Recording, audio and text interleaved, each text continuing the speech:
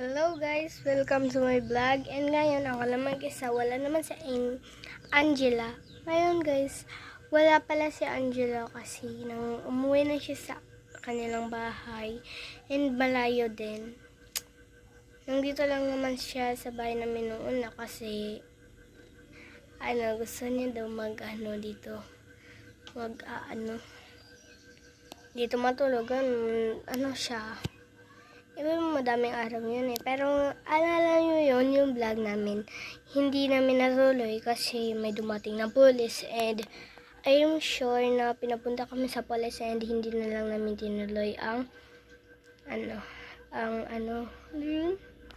yung vlog namin guys. And ang gagawin po natin today is manonood ng Rancov. And so ngayon guys, manonood tayo ng Rancov.